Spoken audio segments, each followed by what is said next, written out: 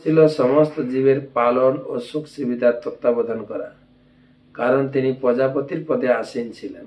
যে কন্যাটি সমস্ত সাধ্বী রমণীর মধ্যে শ্রেষ্ঠ, একজন মনস্বিনী, তাই তার পিতার কাছ থেকে সবচাইতে আদর পাওয়ার পাত্রী কেমন করে তিনি সেই কন্যাটিকে অবহেলা করেছিলেন। কন্যাটি সর্বগুণ সম্পন্না এবং ছোট কন্যা ছিল, কি করে পিতার অনাদর হয়ে গেল? কেন পিতা তাকে অবহেলা করেছিলেন? তার পিতা দক্ষের উপেক্ষার ফলে সতীর মৃত্যু ব্রহ্মাণ্ডের সমস্ত দেবতাদের কাছে অত্যন্ত আশ্চর্যজনক লেগেছিল। ছোট মেয়ে আর দক্ষ মহান ব্যক্তি, শিবের স্ত্রী, কি আমার বাবার প্রতি অবহেলা হয়? বাবা কন্যার প্রতি অবহেলা করলো। আমি তো শুনেছি সবাই হাহাকার করছেন, তো গঙ্গা দেবী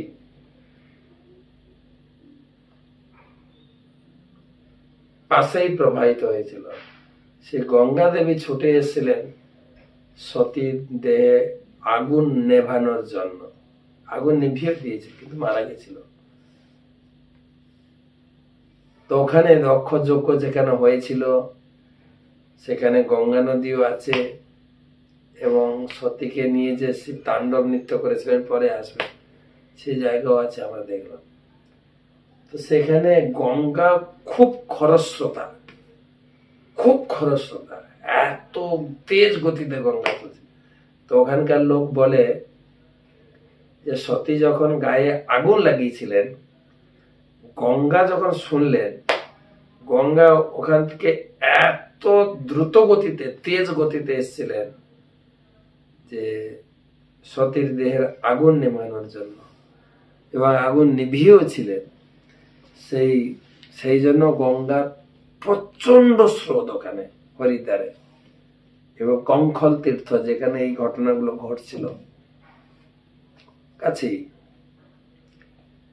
লাস্ট শ্লোক আছে, সোহয়ম দুর্মর্ষ হৃদয় ব্রহ্মা দৃক্চ লোকেহ প্রকীর্তিম মহতিমবাপ্স্যতি যদঙ্গজংসং পুরুষৎ বিরুদ্ধতং ন পশ্যতি স ন পত্যসেধা মিতমেহ পরাধতঃ সোऽয়ং দুর্মর্ষ হৃদয় ব্রহ্মধৃক্চ লোকেহ প্রকীর্তিং মহতিমবাপ্স্যতি যদঙ্গজংসং পুরুষৎ বিরুদ্ধতং ন পত্যসেধং মিতমেহ পরাধতঃ।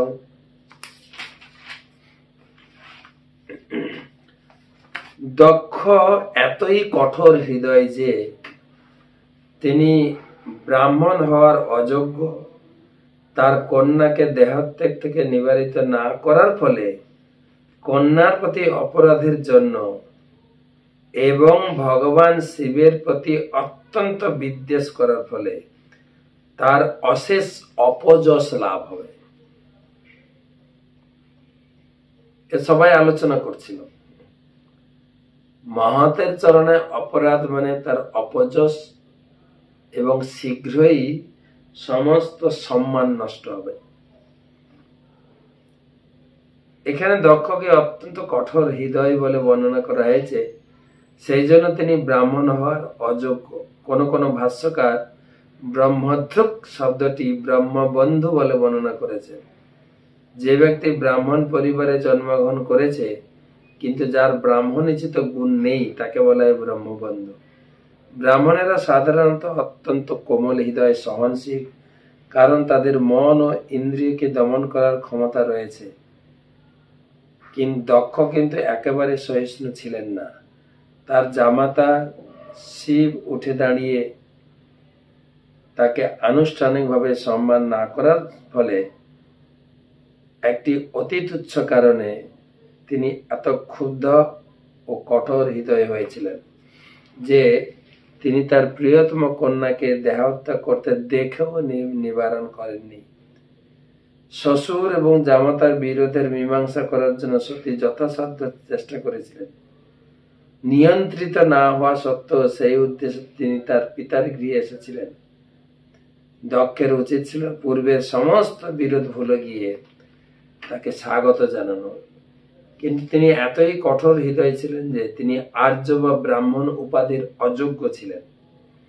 তাই তার অপযশ আজও ঘোষিত হচ্ছে। দক্ষ মানে পটু, শত সহস্র সন্তান সন্ততি উৎপাদন করার ক্ষমতার জন্য তাকে এই নাম দেওয়া হয়েছিল।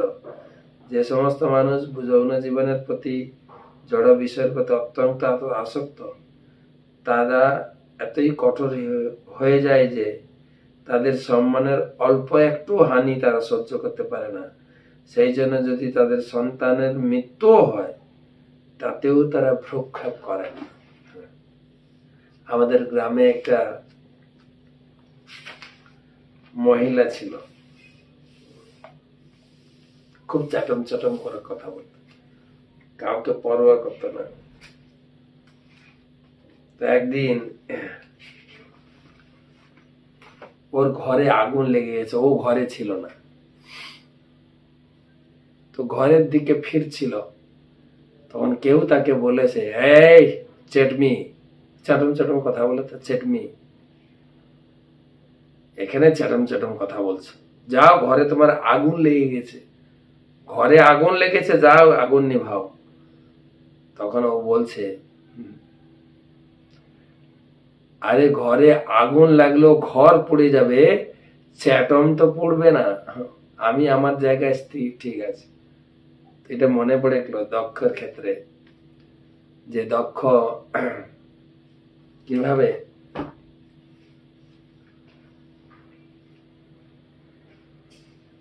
তার সেই যে গোড়ামি, এখানে প্রভুপাদ তাৎপর্যে লিখলেন, যদিও নেমন্তন্ন করা হয়নি, সতী এসছিলেন, তো সবকিছু ভুলে গিয়ে নিজের মেয়ে তো একটু সাদর সৎকার, আহ্বান, স্বাগত জানালেই হতো, সেটাও করেনি। এমনকি এতটাই কি বলা যায় গোড়া ছিলেন, সতী দেহত্যাগ করেছেন তাকেও নিবারণ করেন। প্রভুপাদ লিখেছেন, যারা এরকম ধনমদে আসক্ত, তাদের একটু সম্মান হানি হলে তারা কোনো কিছুকে কেয়ার করে না। সাবধান থাকা উচিত। এই যে সাংসারিক পরিকল্পনার ভাগবতের পরিকাঠামো, আমরা কি করতে গিয়ে কি হয়ে যায়, কতটা সাবধানতা অবলম্বন করা উচিত, কথা বলার ক্ষেত্রে, আচরণের ক্ষেত্রে, ব্যবহারের ক্ষেত্রে সাবধান থাকা উচিত। তো আজকে এই পর্যন্ত। দুটো প্রশ্ন নেব, দুখানা প্রশ্ন আছে। সন্দীপ চন্দ্র প্রশ্ন করেছেন, মহারাজ আমার একটা ভাগবতম সেট আছে বাড়িতে, মা আমি পড়ছি, কিন্তু বাবা থাকেন দূরে, বাবা দ্বিতীয় স্কন্ধ নিয়ে গেছে, তা আমরা প্রথম স্কন্ধের পরে এবারে কি পড়বো, একটাই তো সেট। আমি আপনাকে অনুরোধ করবো আরেকটা সেট নিয়ে রাখেন, ভাগবতম সেট, একটা বাড়িতে থাকবে আর একটা বাবা যেখানে কার্যসূত্রে অবস্থান করছেন সেখানে থাকবে, তাহলে অসুবিধা হবে না। হতে তো পারে, আমার গুরু মহারাজ প্রায় বলেন, আরে বাড়িতে তো অনেকগুলো মোবাইল, ততগুলোই ভাগবত সেট থাকা উচিত, আপন আপন নিজের নিজের ভাগবত খন্ড থাকবে। দ্বিতীয় প্রশ্ন, অভি মল্লিক, ক্ষীরচোরা গোপীনাথের কাহিনী একটু শুনতে চাই। ভালো প্রশ্ন। তো গোপীনাথের বিগ্রহ আমাদের উড়িষ্যাতে বালেশ্বর রেমুনা বলে একটা জায়গা আছে, ক্ষীরচোরা গোপী, আগে নাম ছিল গোপীনাথ। তো মাধবেন্দ্র পুরীর জন্য ক্ষীর চুরি করেছিলেন। মাধবেন্দ্র পুরী তিনি অযাচক বৃত্তি ছিলেন, তিনি বৃন্দাবনে ছিলেন, বৃন্দাবনে তিনি কাউকে চেয়ে খেতেন না। একদিন গোবর্ধনের পাদতলে গোবর্ধন পরিক্রমা করে গোবিন্দ কুণ্ডে বসে হরিনাম করছিলেন, হরে কৃষ্ণ কৃষ্ণ কৃষ্ণ হরে হরে, হরে রাম রাম রাম হরে। জপ করছিলেন, ঠিক সন্ধ্যার মুখে একজন গোপ বালক এসে তাকে দুগ্ধ ভাণ্ড দিয়ে যায় আর বলে যান, খেয়ে থাকো, আমি পরে এসে খালি ভাঁড়টি নিয়ে যাব। আসলো না শেষ রাত্রে মাধবেন্দ্র পুরী বসে জব করছিলেন। তখন শেষ রাত্রে যখন তন্দ্রা এলো, তখন দেখলেন ওই বালক যে দুধ দিয়েছিল তিনি হাত ধরে একটা কুঞ্জের কাছে নিয়ে গিয়ে বলছেন, তোকে আমি কুঞ্জের ভিতরে কবে থেকে পড়ে আছি, আমি অপেক্ষা করছি মাধবেন্দ্রপুরী কবে আসবে আমার সেবা করবে, তুমি আমাকে উদ্ধার করে তুমি সেবা প্রতিষ্ঠা করো। মাধবেন্দ্রপুরী ঘুম থেকে উঠে অত্যন্ত খেদ করলেন যে ভগবান আমার সামনে এসেছিল, আমি চিনতে পারলাম না। যাই হোক, গ্রামের লোকজন ডেকে সে বিগ্রহ উদ্ধার করে তিনি গোবর্ধনের উপরে প্রতিষ্ঠা করে তার পূজা শুরু করলেন। তো সেই ভগবান আবার স্বপ্ন দিলেন যে মাধবেন্দ্রপুরী তুমি আমার খুব সুন্দর সেবা করছো, অভিষেক, ভোগ রাগ, অন্নকূট মহোৎসব সব ঠিক আছে, কিন্তু অনেকদিন রোদ ঝড় বৃষ্টি জঙ্গলে থাকার ফলে আমার দেহের এত তাপ হয়ে গেছে, তাপ কমছে না। তুমি এখান থেকে যাও, মলয়জ চন্দন নিয়ে আসো, সে চন্দন আমার গায়ে লেপন করলে এই দেহের তাপ নির্বাপিত হবে। তো মাধবেন্দ্রপুরী দুজন ভক্তকে দীক্ষা দিয়ে সেবার ভার দিয়ে ওখান থেকে হাঁটতে হাঁটতে শান্তিপুর থেকে এলেন রেমুনাতে গোপীনাথের বিগ্রহ দেখে তার খুব ভালো লেগেছে।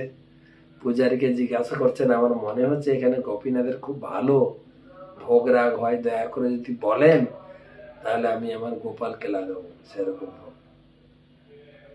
পূজারী তখন বর্ণনা দিচ্ছেন, এখানে মূলত 12 ক্ষীর ভোগ লাগে, পৃথিবীতে ওই যে ভোগ কাহা নাই, আর স্পেশাল ক্ষীর ভোগ যেটা পৃথিবীতে নেই যে কোথাও ভোগ, এইরকম ভোগ নিবেদন হয়।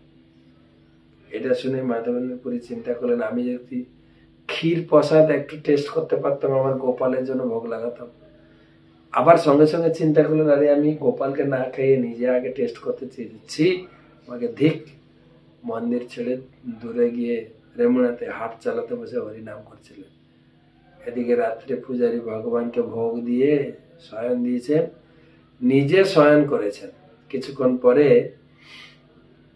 স্বপ্নে সেই ক্ষীরচোরা গোপীনাথ এসেছেন। উঠো পূজারী, আমার এক ভক্ত আছে মাধবেন্দ্রপুরী, তার জন্য আমি ক্ষীর চুরি করেছি। তুমি কটা ভোগ লাগিয়েছিলে? বলছে 12টা। কটা সরিয়েছো? 12টা।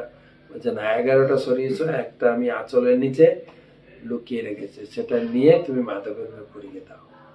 পূজারী তো ধড়পড় করে উঠেছে, স্নান করেছেন, তিলক করেছেন, নতুন বস্ত্র পরে মন্দিরে ঢুকেছেন, ভগবানকে প্রণাম করে ভগবানের চরণের আঁচল একটু কাপড় সরাতেই ক্ষীর ভোগ। খুব তো খুশি হয়ে গেছে, তো জায়গাটা পরিষ্কার করে ক্ষীর ভোগ নিয়ে ছুটছেন, কোথায় মাধবেন্দ্রপুরী, কোথায় মাধবেন্দ্রপুরী, কোথায় মাধবেন্দ্রপুরী। তখন মাধবেন্দ্রপুরীর কাছে পৌঁছে তাকে ক্ষীর ভোগটা দিয়েছেন। তো ভগবান ভক্তের জন্য ক্ষীর চুরি করেছিলেন, সেই জন্য সেই বিগ্রহের নাম ক্ষীরচোরাবলী। বিস্তারিত বর্ণনা আমি চৈতন্য চরিতামৃতে থেকে পাবেন। চৈতন্য চরিতামৃতে মহাপ্রভু নিজে তার ভক্তদের কাছে এই কাহিনী বর্ণনা করে শোনাচ্ছেন ভক্তদেরকে। যখন মহাপ্রভু সন্ন্যাস গ্রহণ করে শান্তিপুর থেকে পুরী যাওয়ার উদ্দেশ্যে যখন রেমুনাতে পৌঁছেছিলেন, রেমুনা মানে রমন, অত্যন্ত সুন্দর জায়গা। আপনারা যাবেন, আমাদের পুরী যাওয়ার পথে বালেশ্বর স্টেশন, ওখান থেকে 15 কিলোমিটার।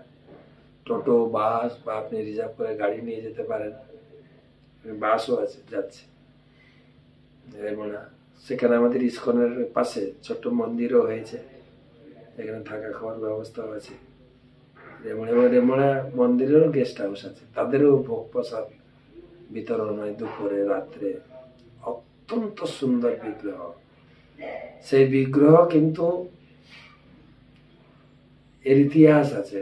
ভগবান রামচন্দ্র যখন 14 বছর বনবাসকালে সীতার সঙ্গে বিভিন্ন বনে ভ্রমণ করতে করতে চিত্রকূট পর্বতের ওই স্থানে এসেছিলেন, ওই স্থানে তিনি অবস্থান করেছিলেন।